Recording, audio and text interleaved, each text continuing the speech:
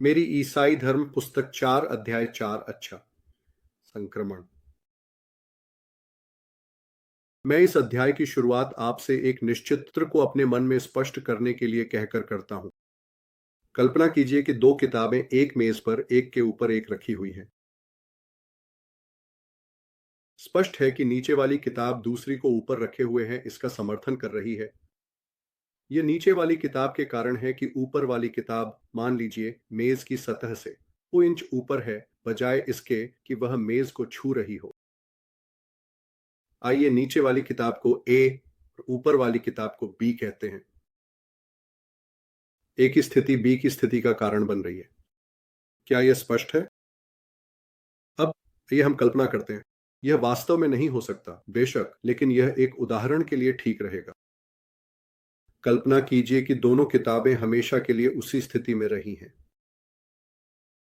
उस स्थिति में बी की स्थिति हमेशा ए की स्थिति से उत्पन्न होती रही होगी, लेकिन फिर भी ए की स्थिति बी की स्थिति से पहले नहीं रही होगी।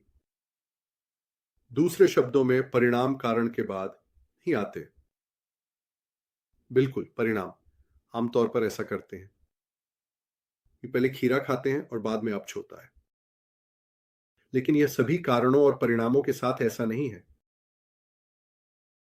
आप देर में देखेंगे कि मैं इसे अहम क्यों मानता हूं।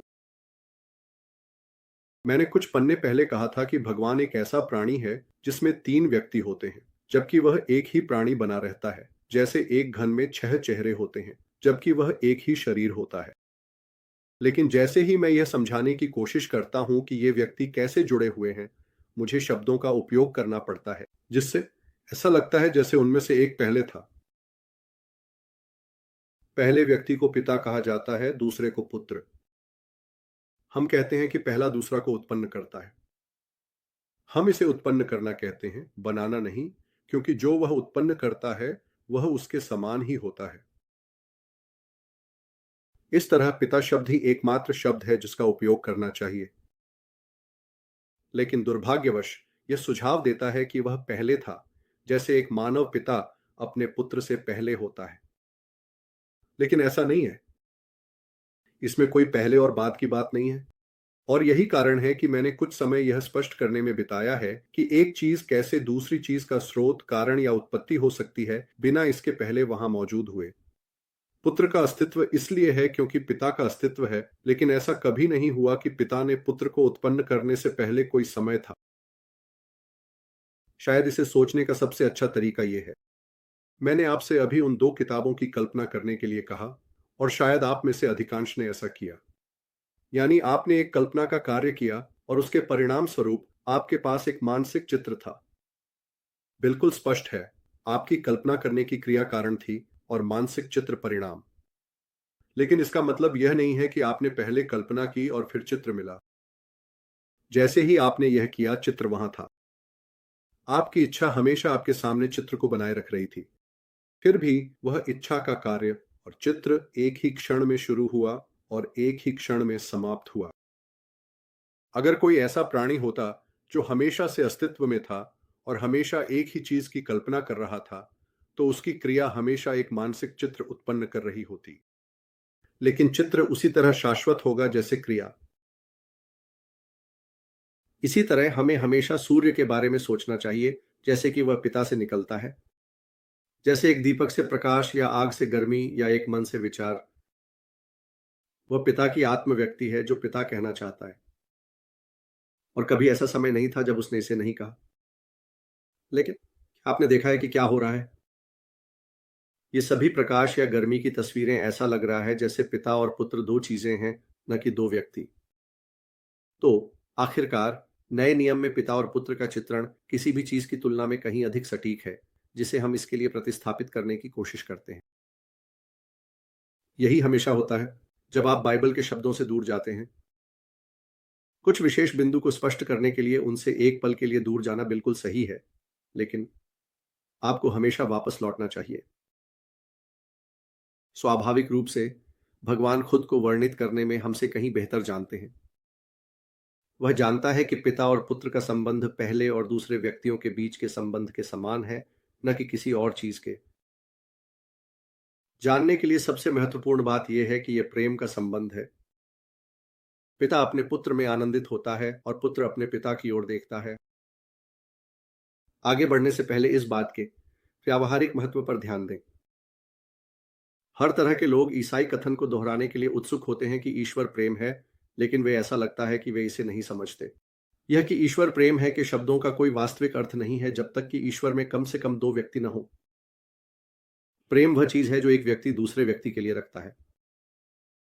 अगर ईश्वर एकल व्यक्ति होता तो जब दुनिया बनाई गई थी वह प्रेम नहीं था। बिल्कुल, जब ये लोग कहते हैं कि ईश्वर प्रेम है तो इसका मतलब अक्सर कुछ और ही होता है। वे वास्तव में मतलब रखते हैं प्रेम ही ईश्वर है। वे वास्तव में यह मतलब रखते हैं कि हमारे प्रेम के भाव चाहे वे कैसे भी और जहां भी आए और जो भी परिणाम वे उत्पन्न करते हैं उन्हें बड़े सम्मान के साथ लिया जाना चाहिए। शायद वे हैं, लेकिन यह उस बात से बिल्कुल अलग है जिसका ईसाई ईश्वर प्रेम है के कथन से मतलब रखते हैं। वे मानते हैं कि प्रेम की जीवंत गतिशील गतिविधि हमेशा से भगवान में चल रही है और इसने बाकी सब कुछ बनाया है। और यह वैसे शायद ईसाई धर्म और सभी अन्य धर्मों के बीच सबसे महत्वपूर्ण अंतर है।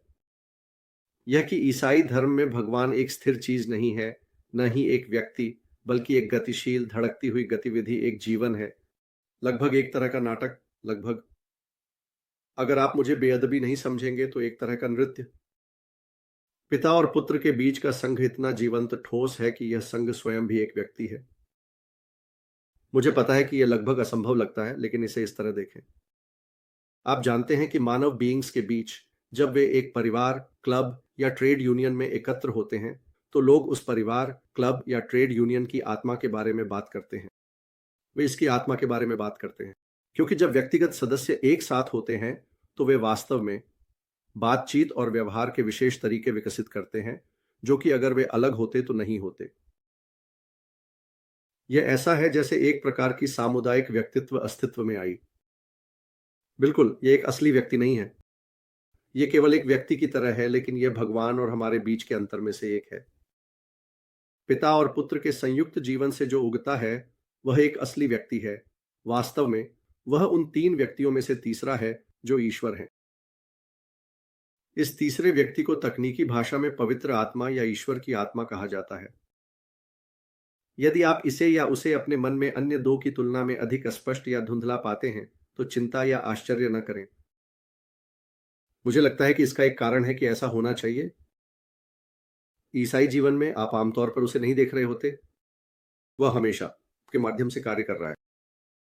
अगर आप पिता को अपने सामने कुछ बाहर के रूप में सोचते हैं और पुत्र को अपने बगल में खड़े किसी व्यक्ति के रूप में सोचते हैं जो आपकी प्रार्थना में मदद कर रहा है, आपको एक और पुत्र में बदलने की कोशिश कर रहा है, तो आपको तीसरे व्यक्ति को अपने अंदर या आपके पीछे कुछ के रूप में सोचना होगा। शायद कुछ लोगों को तीसरे व्यक्ति से शुरू करना और पीछे की ओर काम करना आसान लग सकता है। ईश्वर प्रेम है और यह प्रेम मनुष्यों के माध्यम से कार्य करता है, विशेष रूप से ईसाई समुदाय के पूरे समूह के माध्यम से। लेकिन यह प्रेम की आत्मा जो सभी काल से है, एक प्रेम है जो पिता और पुत्र के बीच चल रहा है। और अब यह सब मायने क्यों रखता है? यह दुनिया में किसी भी चीज से अधिक महत्वपूर्ण है। इस तीन व्यक्तिगत जीवन का पूरा नृत्य या नाटक या पैटर्न खेला जाना है। हम में से प्रत्येक, या इसे दूसरे तरीके से कहें, हम में से प्रत्येक को उस पैटर्न में प्रवेश करना होगा, उस नृत्य में अपनी जगह लेना होगा। जिस खुशी के लिए हमें बनाया गया है उसके लिए कोई और रास्ता नहीं है। अच्छी चीजें जैसे कि बुरी चीजें, आप जानते हैं, एक तरह के संक्रमण से फैलती हैं। अगर आप गर्म होना चाहते हैं तो आपको आग के पास खड़ा होना चाहिए। अगर आप गीले होना चाहते हैं तो आपको पानी में जाना होगा। अगर आप आनंद, शक्ति, शांति और शाश्वत जीवन चाहते हैं तो आपको उन चीजों के करीब आना होगा या यहां तक कि उनमें प्रवेश करना होगा। वे किसी प्रकार का पुरस्कार नहीं है जिसे भगवान अगर वह चाहें तो किसी को भी दे सकते हैं। वे एक महान स्रोत हैं। वास्तविकता के केंद्र में ऊर्जा, सुंदरता फूट रही है। अगर आप इसके करीब हैं तो इसका छिड़काव आपको गीला कर देगा। अगर आप इसके करीब नहीं हैं तो आप सूखे रहेंगे। जब एक आदमी भगवान के साथ एकजुट हो जाता है तो वह हमेशा के लिए कैसे नहीं जी सकता? जब एक आदमी भगवान से अलग हो जाता है तो वह क्या कर सकता है सिवाय मुरझाने और मरने के? लेकिन वह भगवान के साथ कैसे एकजुट हो सकता है? हमारे लिए 3 व्यक्तिगत जीवन में कैसे लिया जाना संभव है? क्या आपको याद है मैंने अध्याय 2 में उत्पन्न करने और बनाने के बारे में क्या कहा था? हम भगवान द्वारा उत्पन्न नहीं होते, हम केवल उनके द्वारा बनाए जाते हैं। हमारी प्राकृतिक स्थिति में हम भगवान के पुत्र नहीं हैं, केवल कहने के लिए मूर्तियाँ हैं। हमारे पास भगवान की ज्वाई या आध्यात्मिक जीवन नहीं है, केवल बायोस या जैविक जीवन है, जो वर्तमान में समाप्त होने और मरने जा रहा है। अब ईसाई जो पूरा प्रस्ताव करता है, वह यह है कि अगर हम भगवान को अपनी इच्छा पूरी करने देते हैं, तो हम ईसाई के जीवन में भाग ले सकते हैं। अगर हम ऐसा करते हैं, तो हम एक ऐसे जीवन में भाग ले रहे होंगे जो उत्पन्न हुआ है, बनाया नहीं गया है, जो हमेशा से अस्तित्व में रहा है और हमेशा रहेगा। ईसाई भगवान का पुत्र है। अगर हम इस प्रकार के जीवन में भाग लेते हैं, तो हम भी भगवान के पुत्र होंगे। हम पिता से उसी तरह प्रेम करेंगे जैसे वह करते हैं, और पवित्र आत्मा हमारे भीतर जागृत होगा। वह इस दुनिया में आया और एक आदमी बना ताकि वह अन्य लोगों को उस प्रकार का जीवन फैला सके जो उसके पास है, जिसे मैं अच्छे संक्रमण कहता हूं। हर ईसाई को एक छोटा ईसाई बनना है। ईसाई बनने का पूरा उद्देश्य बस यही है। और हम अगले वीडियो में अध्याय 5 के साथ आगे बढ़ेंगे। देखने के लिए बहुत धन्यवाद। मैं तुम लोगों से प्यार करता हूं। जैसा कि टिगर कहता है, फिर मिलेंगे।